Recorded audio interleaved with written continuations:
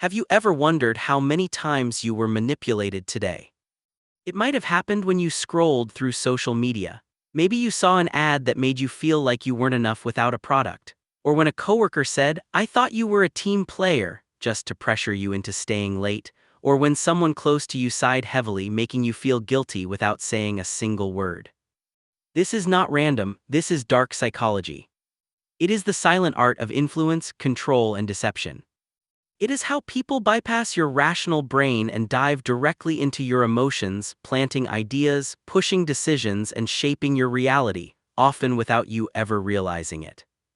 In the next minutes, you're going to discover why the human mind is so easy to manipulate, the exact methods used by manipulators, and how to see the invisible strings that others pull every day.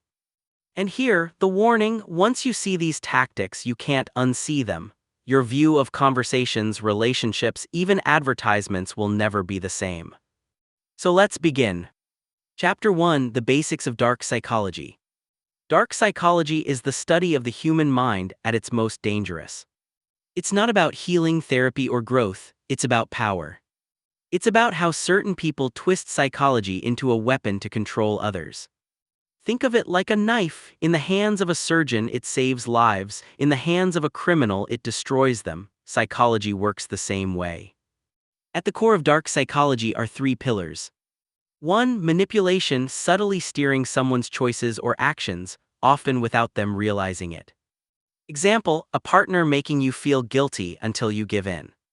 2. Deception, hiding or distorting the truth. This could be lying outright or leaving out key information that changes everything. Example: an ad that shows only the perfect side of a product, never the flaws.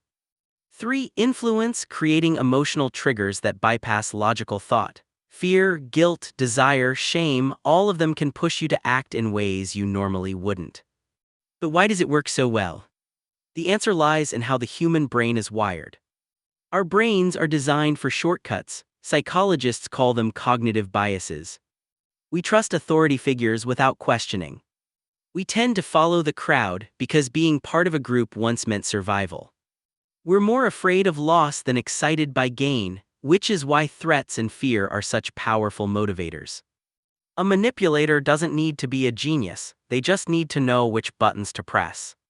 Imagine this: you're walking down the street and someone asks you for directions. You help them. 5 minutes later, they come back and ask for money. Why do people sometimes give in? Because your brain already categorized them as safe after the first small request. That's a shortcut. That's psychology being hacked against you. Now hear the disturbing truth: you are not just manipulated occasionally, you are manipulated every single day. By your boss, by your partner, by advertisers, by politicians, even by complete strangers on the internet. Dark psychology is everywhere, and the more you ignore it, the more control others will have over you. Chapter 2: Manipulation Tactics. Manipulation is not random. It's a set of repeatable tactics, psychological moves that exploit predictable human responses. In this chapter, we will examine the most effective and most dangerous techniques, how they look in real life, and how manipulators adapt them to different contexts: relationships, work, politics, and advertising. 1. Gaslighting, the slow erasure of certainty.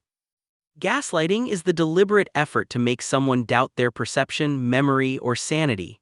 It's not a single sentence, it's a pattern. Small denials, subtle contradictions, framing events as "you're too sensitive," repeated over time, these make the target question themselves. Example: short scene relationship. You said you'd be home at 9. No, I never said 9, you always twist words. 2 months later, maybe I did say 9, I must be losing it. How it works: gaslighting attacks your internal reference points. Memory becomes unreliable and dependency grows because if you can't trust yourself, you look for someone else to tell you what's true. That someone is often the manipulator. How it appears at work: a manager rewrites facts in meetings, later insists the team decided something that you remember differently, and treats you as disorganized when you push back. Over time, your confidence drops and you stop challenging them. How to respond: keep records. Texts, emails, audio, objective anchors help you refute denial. When you feel your certainty slipping, pause, document, and ask neutral witnesses. 2. Foot in the door, small asks, big control. Foot in the door is deceptively simple. Begin with a tiny request, then escalate. The first yes changes how people see themselves. They become the kind of person who helps, and that self-image makes future compliance more likely. Example: workplace. A coworker asks, "Can you review this one paragraph next week? Can you edit this whole section? Then, can you take this entire task off my hands?" Each small favor becomes a precedent. Why it works: consistency bias. People want to behave consistently with prior actions. Also, inertia. Saying yes once lowers the threshold for agreeing again. Countermeasures: set clear boundaries early. Use time limits. "I can help for 10 minutes," and practice phrases that refuse escalation. "I can't take on that project, but I can suggest who can." 3. Door in the face, the staged concession. The opposite of foot in the door. Start with an extreme demand you expect to be refused, then retreat to the request you actually wanted. The other person feels relieved and more likely to accept the smaller ask. Example: charity scenario. "Will you donate $1,000? Rejected.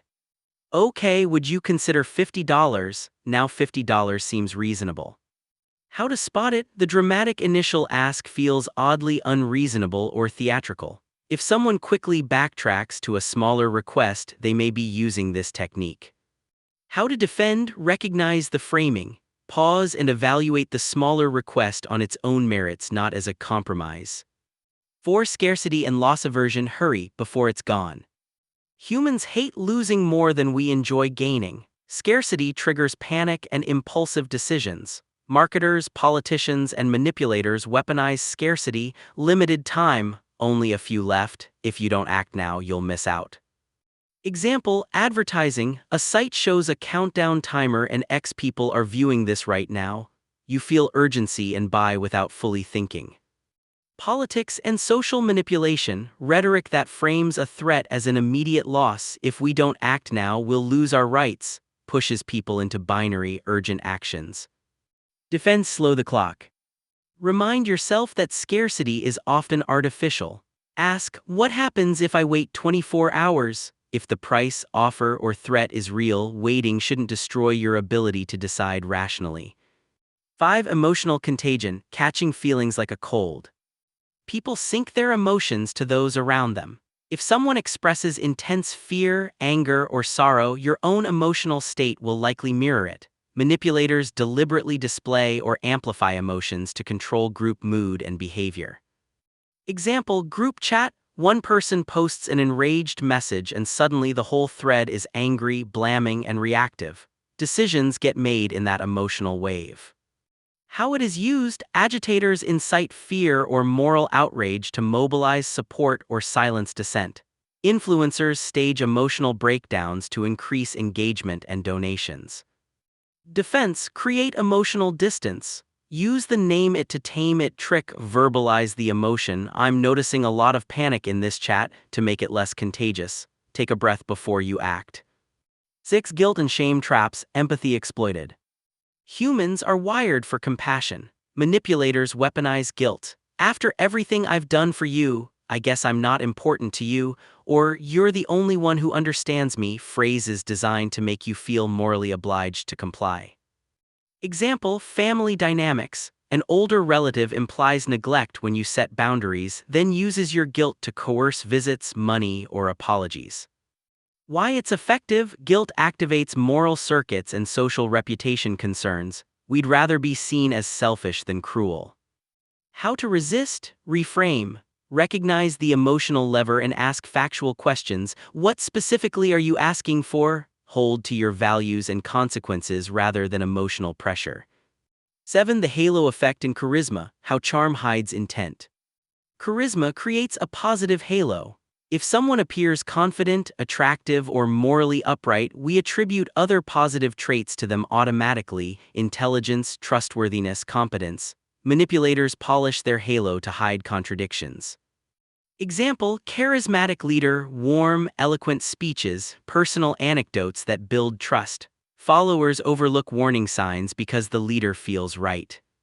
Spotting it: ask for specifics. Charisma can be a sign of competence, but it's not proof. Demand evidence, policy, or objective results rather than impressions.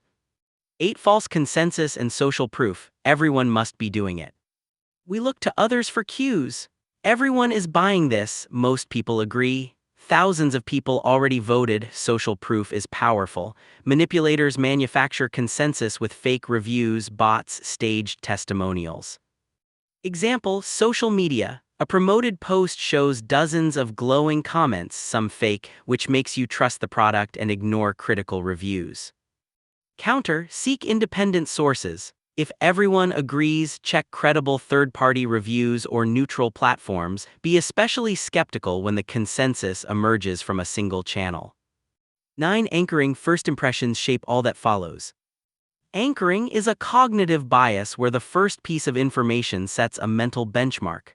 Negotiators, salespeople, and politicians exploit this by presenting extreme anchors that shift your expectations.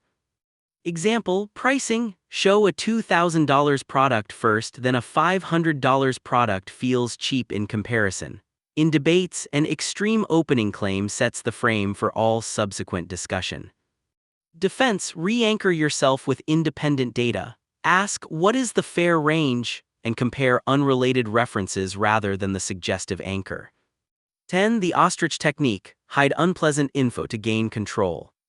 Some manipulators control by withholding information. If you don't know the facts, you can't make decisions. This appears in toxic relationships, opaque workplaces, and disinformation campaigns. Example, team leader selectively shares data to make you appear incompetent or to secure credit. How to fight back? Ask for transparency. Use written requests and escalate when necessary. The mere act of requesting data can limit someone's ability to selectively frame reality. Mini case studies, seeing the tactics in action. Case A, the toxic workplace. A new manager uses foot in the door to increase workload, gaslights employees who question deadlines, and applies scarcity to bonus opportunities. Only the top 10% will get rewarded this quarter. Hustle. Team members feel guilty, isolated, and overworked. Productivity drops and turnover rises. Case B, the manipulative partner. At the start, the partner is charming, the halo effect works. Small favors escalate into controlling requests, foot in the door. When the partner is challenged, they gaslight and shame the other person. Emotional contagion is used in fights to overwhelm and win. Case C, political campaign. A campaign creates a sense of imminent loss, amplifies emotional stories, emotional contagion, and floods social channels with fake endorsements, social proof. Opponents, rational arguments are drowned by the urgency frame and repeated anchors. Practical lines you can use right away. When you suspect manipulation, practice short scripts that buy you space and assert control. I need time to think about that. Can you show me that in writing? I hear you, I'll respond tomorrow. That's not for me, I'm not available. I don't respond well to pressure, let's discuss this calmly. These phrases are not rude, they're protective. They slow the manipulative momentum and force the other person to be explicit. Chapter 3, the social mask. Every manipulator wears a mask. It's their first and most important weapon. Without the mask, their tactics would be obvious: raw aggression, blatant control, open deceit. With the mask, manipulation feels like care, love, or leadership. The truth is, people rarely show their real intentions. Instead, they hide behind carefully chosen faces. Let's break down the most common masks and see how they work in relationships, workplaces, and society at large. The charming mask. This is the most seductive disguise. The charming manipulator enters your life like a hero in a story, funny, attractive, confident, generous. They make you feel like you've known them forever. In dating, the charming mask is the person who bombards you with affection, attention, and compliments. They overwhelm you with love bombing, a storm of intensity that creates emotional dependency. Later, when the mask slips, you're already invested. You don't want to believe the monster hiding beneath the charm. In business, the charming mask belongs to the boss who promises career growth, praises you in meetings, and makes you feel special, but behind closed doors takes credit for your work and slowly corners you. In politics, charisma is weaponized on the grandest scale. Leaders smile, make grand speeches, and appear as saviors of the people, yet history shows many of them had darker motives. Charm is a spell, and like every spell, it breaks when you start asking, what are they actually giving me beyond words? The victim mask. Not all manipulators come as heroes, some come as sufferers. They are always in pain, always unlucky, always wronged by others. And because you're human, because you have empathy, you feel compelled to help. In families, the victim mask can be a relative who constantly complains of illness, finances, or loneliness and uses it to demand money, visits, or obedience. If you resist, you're accused of cruelty. In friendships, it's the friend who never has enough, never recovers, and subtly guilts you for moving forward in life while they stay stuck. In relationships, the victim mask says, I'm broken, you're the only one who can fix me. This creates a rescuer complex, and suddenly you're trapped in their drama, neglecting your own needs. Here's the paradox: genuine victims exist and they deserve compassion. But manipulators weaponize victimhood as a strategy, and they'll drain you endlessly because their pain is never meant to end, it's meant to control. The hero mask. This mask is the opposite of the victim. It's the protector, the savior, the one who claims to know what's best for you. In relationships, the hero mask is the partner who says, I only control you because I care about you, I only restrict you because I want to protect you. Behind that is control, jealousy, domination. In workplaces, the hero mask is the manager who positions themselves as the only person keeping the team afloat, subtly implying everyone else is incompetent and must rely on them. On a societal scale, entire governments play the hero mask, insisting that without their strict control, chaos will consume the people. Citizens are told, only we can protect you, trust us completely or you will be destroyed by enemies. The hero mask thrives on dependency. It wants you to believe you're incapable of surviving alone. The mirror mask. Perhaps the most dangerous of all is the mirror mask. This manipulator becomes whoever you want them to be. They copy your interests, your values, even your language. They reflect you back at yourself. Why does it work? Because we are drawn to similarity. We trust people who feel just like us. In dating, the mirror mask says, you love this movie, so do I. You've always dreamed of traveling here, me too. It feels like fate, but it's strategy. In sales, the mirror mask appears as a consultant who adopts your mannerisms, agrees with your frustrations, then subtly guides you toward their solution. Online, the mirror mask is amplified. Algorithms feed you communities and influencers who say exactly what you want to hear, creating echo chambers. But here's the catch: the mirror mask never reveals who they really are. Once you're hooked, the true intentions surface. Historical and real-world examples. Masks are not just personal tools, they shape entire nations. Jim Jones and the People's Temple. Jones wore the hero mask, a preacher promising equality and salvation. Thousands followed him to the jungle of Jonestown. When the mask fell, over 900 people died in the infamous mass suicide. Corporate scandals. Executives who appeared charming and visionary like Elizabeth Holmes of the Ronos wore charisma as a mask. Investors trusted her without real evidence until the deception collapsed. Everyday workplaces. Studies show that toxic leaders often score high in charisma during interviews, yet later their teams report fear, burnout, and manipulation. The mask is not decoration, it's camouflage. Why masks work? Masks succeed because humans are wired for trust. Our ancestors survived by recognizing signals. A smile meant safety, shared pain meant community, strong leaders meant protection. Manipulators hack those instincts. They mimic smiles, tears, or strength not as truth but as costumes. And the cruelest trick: by the time you realize the mask is fake, you're often emotionally entangled. You've already invested love, trust, or loyalty. Walking away feels like betrayal of yourself. How to spot the mask? 1. Inconsistency. Do their actions align with their words even when no one is watching? 2. Over-intensity. Are they too charming, too pitiful, too heroic, too similar to you? Extremes often signal performance. 3. Pressure. Do they rush you into bonds, commitments, or dependencies? Masks work best when you don't have time to question them. 4. Pattern. Look beyond how they treat you. How do they treat others? Waiters, coworkers, strangers. Masks often slip in small moments. The core lesson. Every manipulator is an actor, the mask is their costume, and the stage is your perception. Once you learn to look behind the mask, you'll never see people the same way again. You'll realize that much of what appears as kindness, need, or leadership is sometimes a calculated performance. And here's the chilling thought: maybe you've already been caught by a mask in your life and never realized it. Chapter 4: Signs You're Being Manipulated. Manipulation is dangerous not because it's rare, but because it's invisible. Most people don't even realize it's happening until it's too late, until they're drained, controlled, or trapped. But there are signs, red flags, patterns that repeat again and again, whether in toxic relationships, workplaces, or society at large.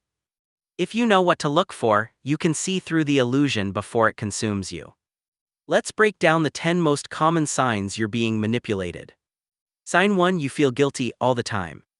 Manipulators thrive on guilt. They plant the idea that you're selfish, ungrateful, or cruel even when you've done nothing wrong. A parent says, "After everything I've sacrificed, this is how you treat me." A partner says, "If you loved me, you would do this for me." A boss says, "I expected loyalty, but I see you only care about yourself." Guilt makes you obedient, because instead of questioning their demands, you question your worth. Sign 2: your reality feels unstable. This is gaslighting, one of the most sinister weapons of dark psychology. You notice contradictions, but every time you bring them up, they're denied, twisted, or minimized. You catch a lie and they say, "You're imagining things." You express hurt and they respond, "You're too sensitive." You recall a past promise and they insist, "That never happened." The goal is confusion. If you doubt your memory and perception, you'll rely on theirs. Sign 3: your energy is drained. Healthy relationships energize you, manipulative ones exhaust you. If you constantly feel tired after conversations, if you dread seeing a certain person, if your life feels heavier around them, it's a sign. Manipulators feed on your emotional labor. They turn every interaction into a transaction where they gain power and you lose strength. Sign 4: you're always rushed into decisions. Pressure is manipulation's favorite tool. Scammers say, "This deal expires in 1 hour." Toxic partners say, "If you don't decide now, I'll leave." Leaders say, "We must act immediately or disaster will strike." When you're rushed, you don't think clearly, you react emotionally, and emotional reactions are easy to exploit. Sign 5: you walk on eggshells. If you constantly censor yourself, afraid to upset someone, you're under manipulation. You analyze every word, every action because their reactions are unpredictable: anger, withdrawal, cold silence. The manipulator creates an environment of fear. They never say the rules out loud, but you learn them anyway, and you obey without realizing it. Sign 6: your boundaries keep shrinking. At first you say no, then you say maybe. Eventually you say yes to things you swore you'd never tolerate. Lending money you can't afford. Accepting insults as jokes. Sacrificing your goals for theirs. This happens slowly, step by step, until one day you realize your life doesn't belong to you anymore. Sign 7: you're rewarded and punished. This is called intermittent reinforcement, one of the strongest conditioning techniques known in psychology. Sometimes they shower you with affection. Sometimes they withdraw completely. The unpredictability keeps you hooked. Like a gambler pulling a slot machine, you keep hoping the next win will return. Casinos use it, abusive partners use it, even social media platforms use it: likes, notifications, and sudden silence. Manipulation at scale. Sign 8: you can't explain what's wrong. One of the most chilling signs is vagueness. You feel trapped, unhappy, suffocated, but when someone asks what's wrong, you struggle to put it into words. That's by design. Manipulation clouds clarity. You feel the effects but can't trace the cause.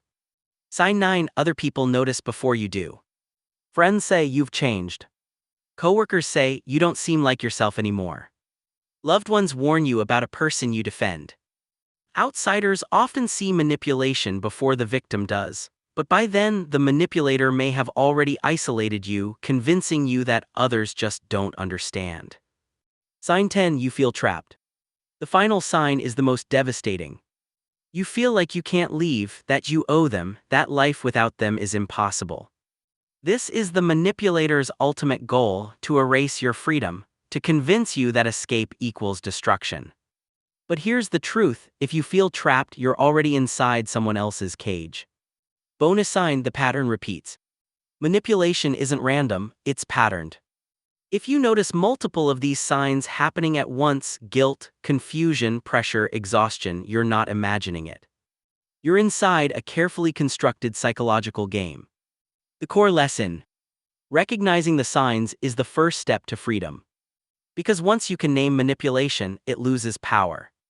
You shift from being a silent participant to a conscious observer, and consciousness breaks the spell. The scariest part: most people never learn to see the signs until their lives are already entangled. Chapter 5: The Dark Triad Personalities. Dark psychology is not random, it's not just bad people doing bad things. Behind most forms of manipulation, there are specific personality structures, ways of thinking and behaving that give manipulators their power. Psychologists call them the dark triad. 1. Narcissism. 2. Machiavellianism. 3. Psychopathy. Each one is dangerous on its own. Together, they form the blueprint of some of the most manipulative and destructive people in history. Narcissism, the hunger for admiration. At the core of narcissism is a fragile ego hidden beneath arrogance. Narcissists crave attention, validation, and admiration, and they'll manipulate anyone to get it. In relationships, they start with intense charm. You feel like you've met your soulmate, but slowly everything becomes about them. Your needs vanish, you exist as an accessory to their ego. In workplaces, narcissists climb fast. They take credit for success, shift blame for failure, and surround themselves with people who never question them. On a societal scale, narcissistic leaders promise glory. They use nationalism, grand visions, or personal cults to feed their endless hunger for recognition. What makes narcissism so dangerous is the lack of reciprocity. You give, they take, and it's never enough. Machiavellianism, the master strategist. Named after Niccolò Machiavelli, who wrote The Prince in the 16th century, this trait is defined by cold calculation, cunning, and manipulation as an art form. For Machiavellians, morality is irrelevant, only results matter. People are pawns in a larger game. In relationships, Machiavellians don't seek love, they seek leverage. They study your weaknesses and use them to control you. In business, they thrive in politics and corporate wars. They know how to flatter superiors, undermine rivals, and position themselves as indispensable. In world affairs, Machiavellian tactics dominate diplomacy, espionage, and propaganda. Alliances are temporary, promises are expendable, deception is routine. If narcissists demand to be admired, Machiavellians demand to win, and for them, the end always justifies the means. Psychopathy, the predator. Psychopaths are the most chilling of the triad. They lack empathy, remorse, or guilt. Where others see people, they see opportunities. Where others feel compassion, they feel nothing.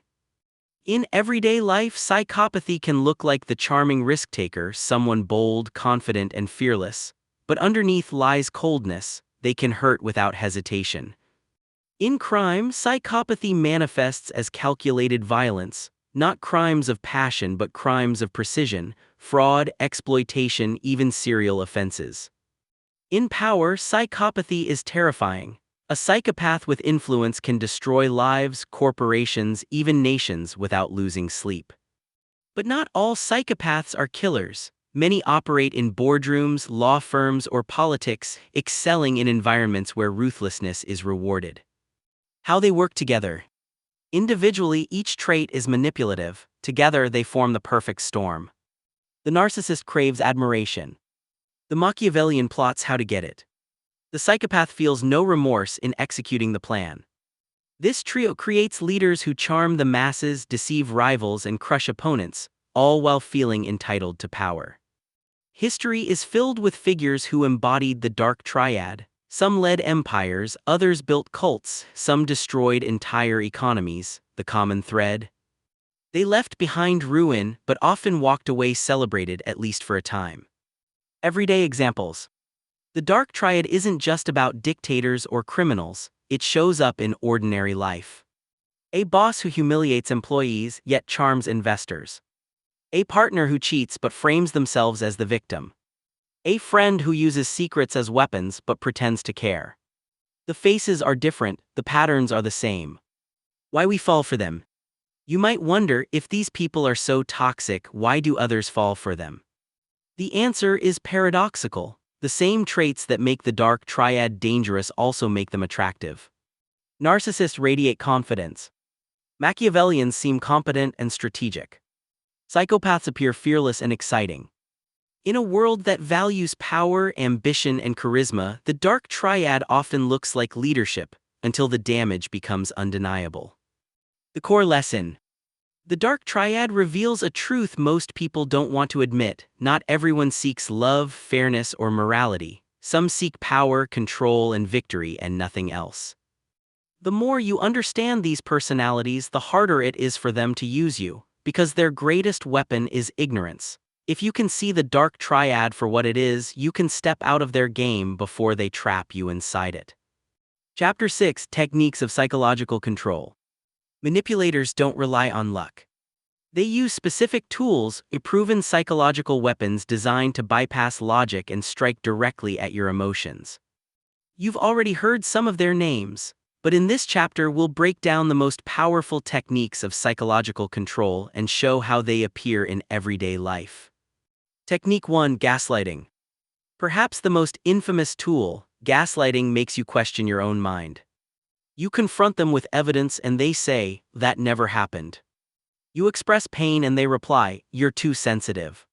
You catch a contradiction and they insist, "You must be confused." Over time, you stop trusting your memory.